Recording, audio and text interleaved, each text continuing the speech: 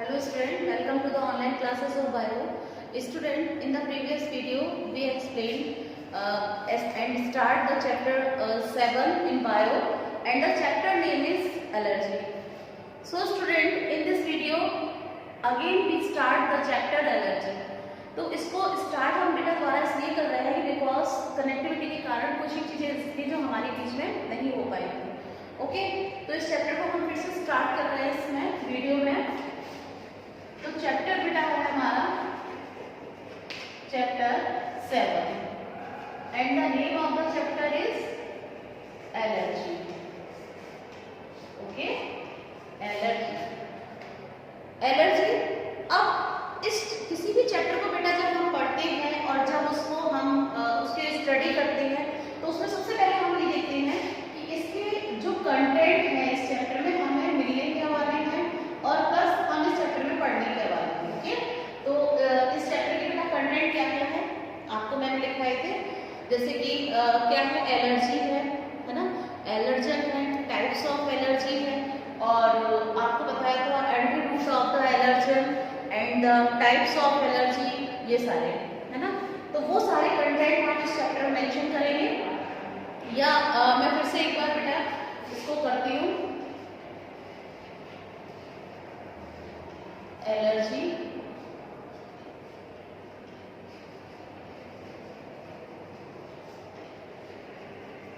एलर्जन्स, okay, and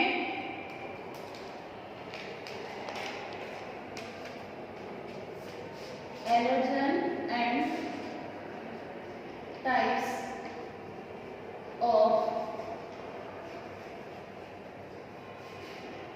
allergens. Okay, तो यहाँ पर इसके बेटा दो टाइप होते हैं,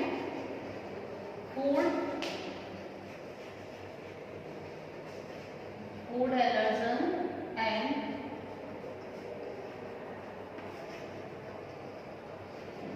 नॉन फूड एलर्जेंस. ठीक है,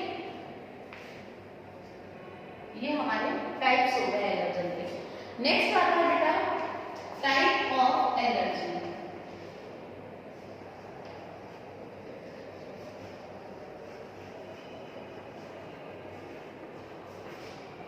टाइप ऑफ एलर्जी. और एलर्जी के टाइप से पहले यहाँ पर हम लिखेंगे antidote.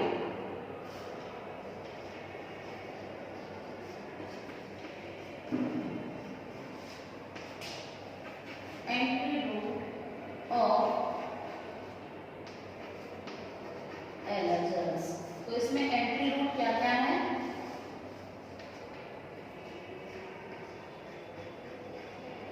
Mouth, nose and last is skin. Okay, अब उसके बाद देखिए बेटा हमारा जो नेक्स्ट है वो है टाइप ऑफ एलर्जी. तो मैं यहाँ पर लिख के दे रही हूँ टाइप्स ऑफ एलर्जी, है ना. अब इसके एलर्जी के टाइप कौन कौन से होते हैं. सीजनल. तो आप इसको इस तरीके से भी लिख सकते हैं. देखिए साइड यहाँ पर स्पेस नहीं है इसलिए, लेकिन आप लोग उसको उसी तरीके से लिखेंगे. ठीक है, मैं यहाँ पर इस तरीके से मेंशन कर रही हूँ उसको. Seasonal allergy,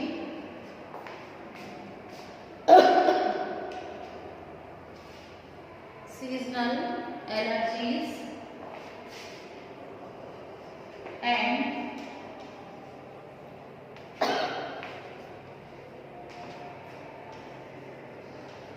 perennial allergy. And next and last topic is symptom and rheumatic measure of different types of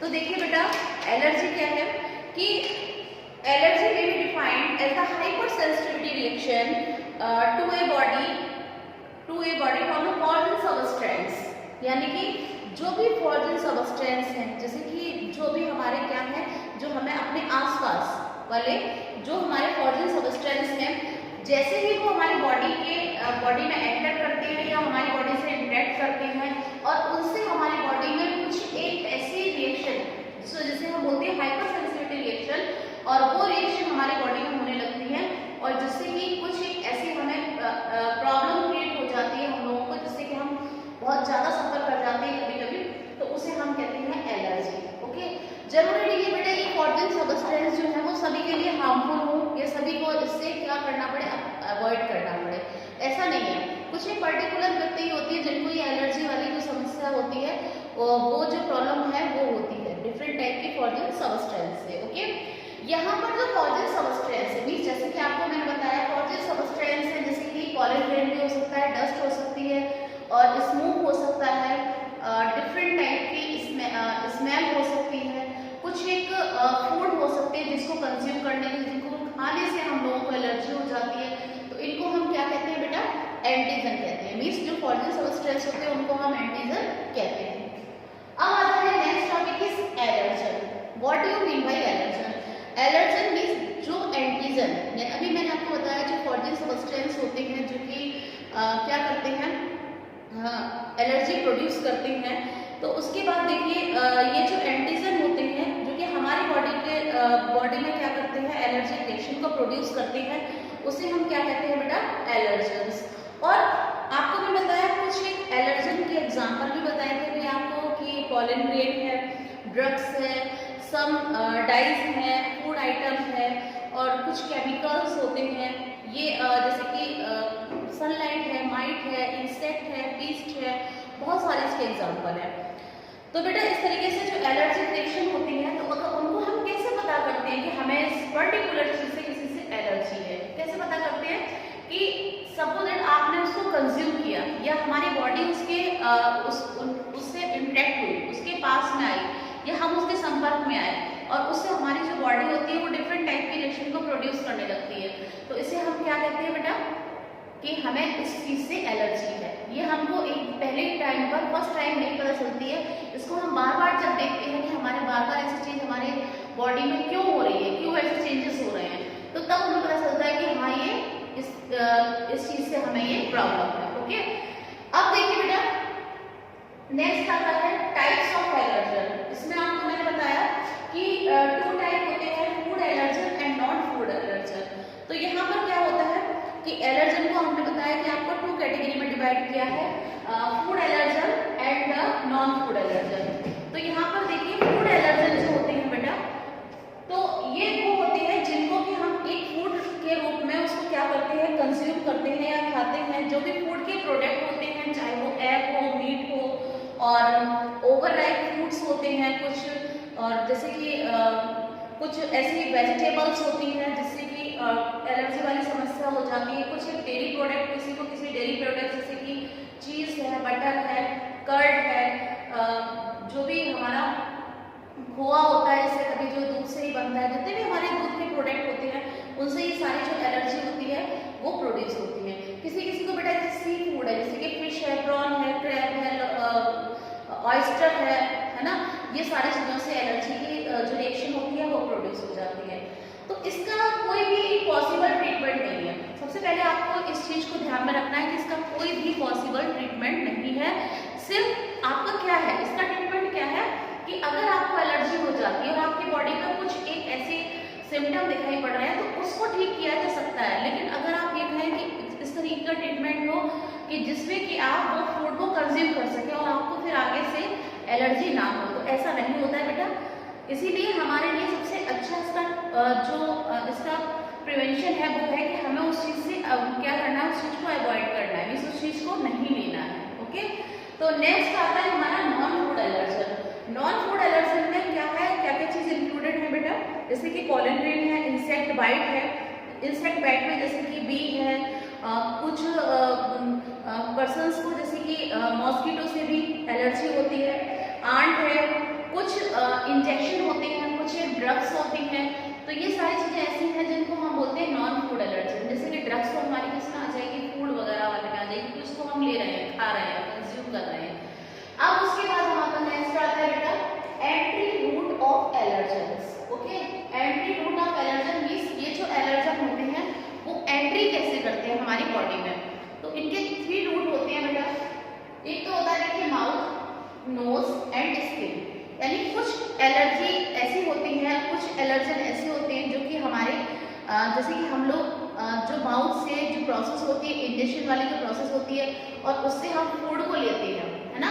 तो फूड को लेते हैं, उससे क्या होती है, वो जो एलर्जी होती है हमारे माउथ में होती है। तो इस तरह की जो एलर्जी होती है उसे हम माउथ या ओरल एलर्जी कहते हैं। इसके जो मेन सिम्टम है वो क्या है, जैसे कि हमारे थ्रोट है, माउथ है, लिप्स है, तो इसमें क्या हो जाता है, स्वेलिंग आ जाती है। नेक्स्ट इज जैसे कि इसमें क्या होता है, हमारे माउथ में इचिंग होने लगती है।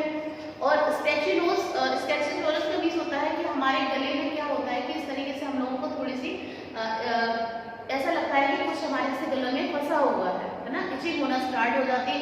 और बार बार आप लोग क्या होता है, जैसे हम पानी पी लें तो ये इसी से ठीक हो जाएगी, लेकिन ये सारे सिम्टम होते हैं, है ना, ओरल एलर्जी के। नेक्स्ट आता है हमारा बेटा नोज एलर्जी।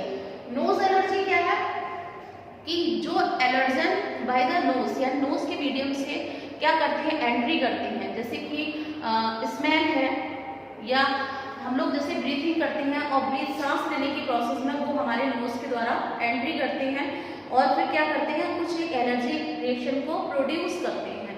तो इस टाइप की जो एलर्जी होती है तो उसे हम कहते हैं नेजल एलर्जी। ओके, तो इसमें जैसे कि डस्ट है, कैट सलाइवा है, और माउल्ड एनिमल फर है। जैसे कि कुछ एक एनिमल होते हैं, उनकी बॉडी पर बहुत सॉफ्ट टाइप का क्या होता है, फर होता है, जो कि उसे फ्लफी बनाता है, तो उससे एलर्जी होती है।